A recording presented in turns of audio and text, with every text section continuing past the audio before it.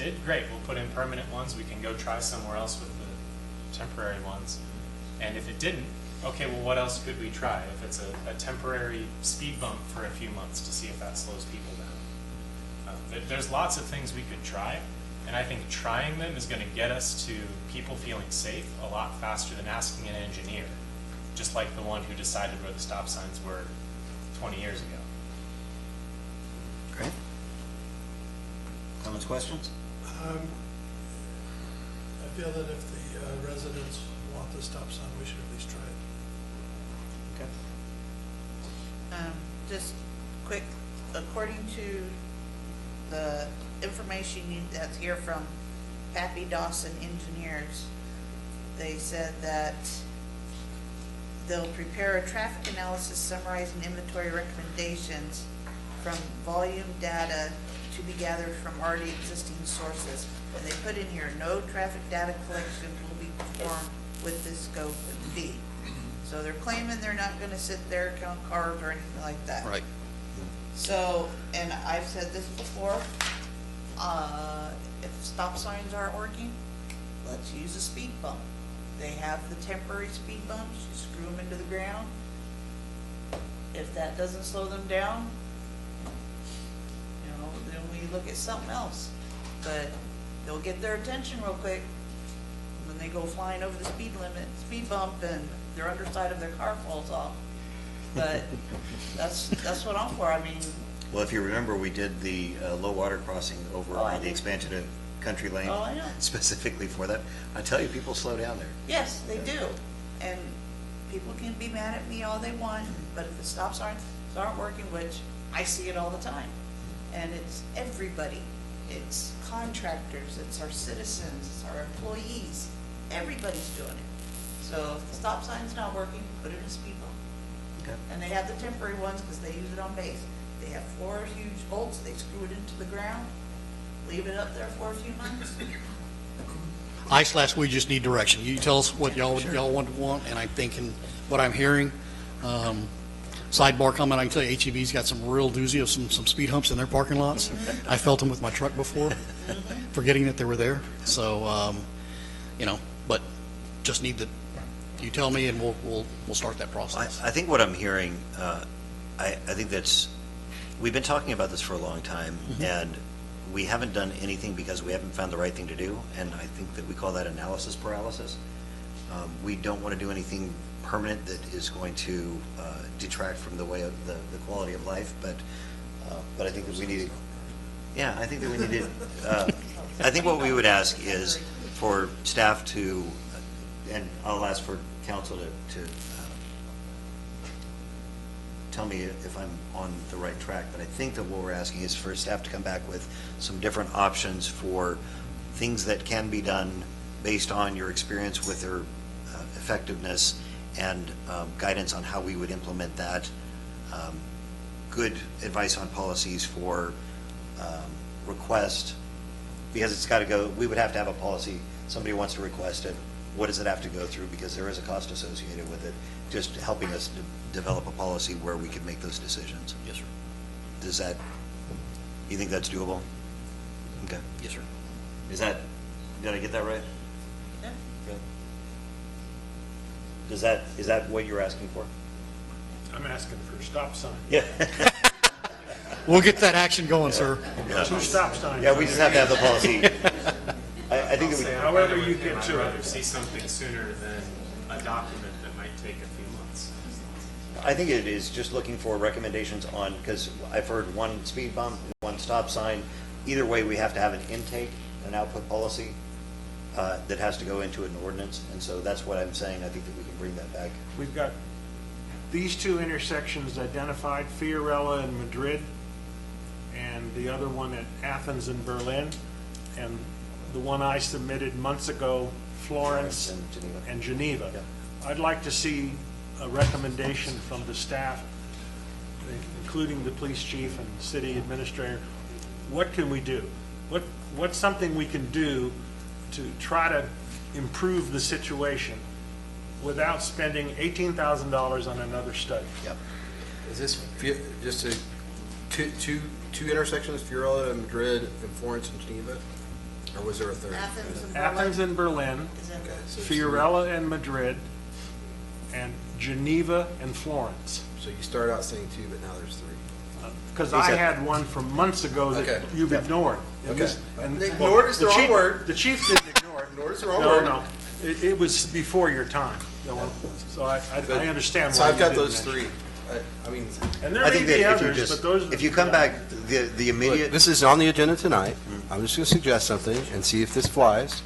I liked what I heard about temporary stop signs. Again, you tell us what you want to do, we're more than happy to go do it. We'll get some temporary stop signs, put them at these 3 intersections, give it some time. Do you need to do that by ordinance, or can you do that? No, I think we can put temporary stop signs up. Okay. You, I mean, it's a traffic control. I'm gonna right? back us up here. No? You won't have enforcement ability without it being adopted by ordinance, even if it is just temporary. Right. Okay. So we'll put them up, see how that behaves, and then we can prepare ordinances if we want to make those permanent. That's not what she said, yeah. Yeah, that's She not said what we she have to said. have an ordinance. No, she said to do enforcement. We aren't, we're just going to see how it goes. We'll see how we complain, I mean, guys, I'm trying to help you. No problem. Okay. Well, I think that we need to have direction on how we would, what would actually be required for us to put that into an ordinance. Okay. I think you would just need the locations, and then y'all draft the ordinance, correct? I'm so sorry, I You- didn't. As far as them giving the locations, and then we just. I think what you're asking is, should you have a process or a procedure for establishing a stop sign, right? And we have one. Yeah. And that is to go out and do a traffic study. The chief went out and did a traffic study via speed monitoring devices in those areas. And his ultimate, I guess, outcome, if you will, was they aren't warranted. Stop signs aren't warranted. And then we gave you information from TxDOT saying these are not intended to be traffic calming devices. Now, and then we said, if you want to look at like a policy, like what you're saying, and see, okay, how do we justify stop signs? Well, unfortunately, there's no engineers on staff that can do that. We'd have to hire an engineering firm. Not recommending it, but that's what we'd have to do. At the end of the day, though, if you're saying, look, we think the citizens know best, and they want a stop sign, then you guys can go put a stop sign wherever you want. Just we prepare an ordinance and put it. But there's, as far as the protocol, it already exists, and Deborah's reminded us several times what that is, and that's to go out and do a study, and do a count, and whatever. And in the past, Brian Jackson and Joe would go out and sit in a car, and they'd literally count. And they'd try to be in they wouldn't be in a PD vehicle, they'd be in something else, and they'd sit there and watch, and they would actually count over like whatever period of time. Now what we do, we use trailers we purchase, and those trailers, you'd be surprised, people actually behave as if they're not there after a little while. So they can give you some pretty good evidence as to how people behave on a normal basis at any stretch of road or intersection. So we've got that data, we've analyzed it, and we provide you those results. So again, that's why you have the staff going, okay, well, I mean, if you still want one, we'll put up I think the best method at this stage, based on what I'm hearing tonight, would be, let's just put up some temporary ones and see, one, how the public responds to that, but also how the vehicles respond to that.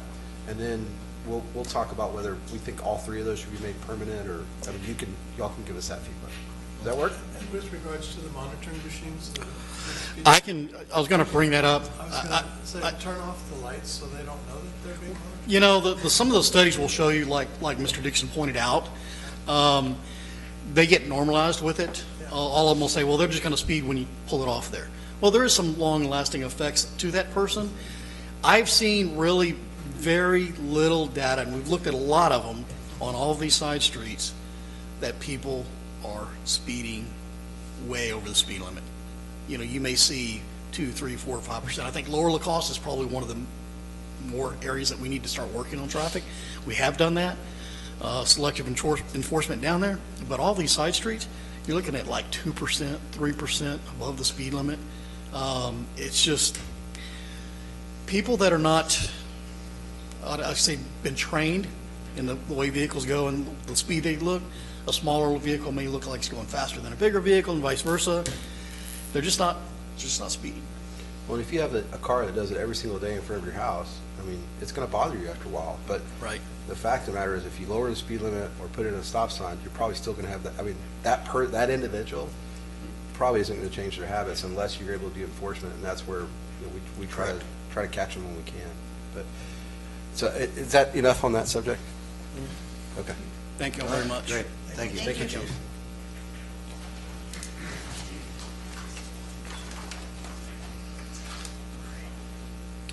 Next item is consider and take appropriate action on adopting an ordinance declaring unopposed candidate for District 3, District 4, and District 5 in the Castroville May 4th, 2024 general election elected to office, providing for the cancellation of the election and providing an effective date.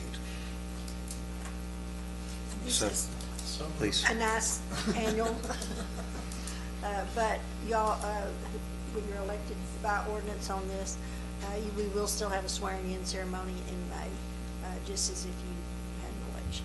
Okay. So I have a motion. Do I have a second? Second? All right. Any further discussion? All in favor? Aye. All opposed? Motion passes. Welcome to 2 more years. Congratulations. Run against us. Thank you, and I'm sorry. Next item is consider and take appropriate action on approving contract with Medina County Elections Administration to conduct the May 4th, 2024 special election and authorize the city secretary, elections coordinator for the city of Castroville to sign the agreement. This is also an annual contract. It is a little different this year. I think Councilman Burrs was asking the question.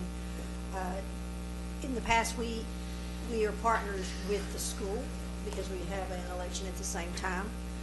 It used to be split, even though they have 25,000 seriously registered voters, and we have under 3,000. But Lupe Torres, the elections administrator for the county, has changed it up this year, and we are going to be based on our voters. The contract, this is a pretty close estimate, maybe a little high, it's $7,500, which is less than what we have been.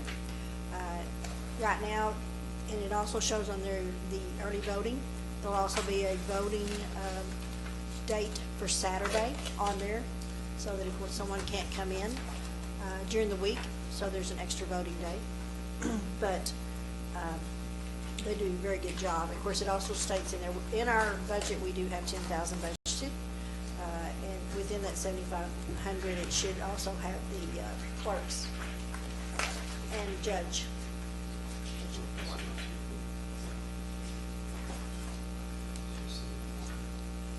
Oh, sorry, it's not.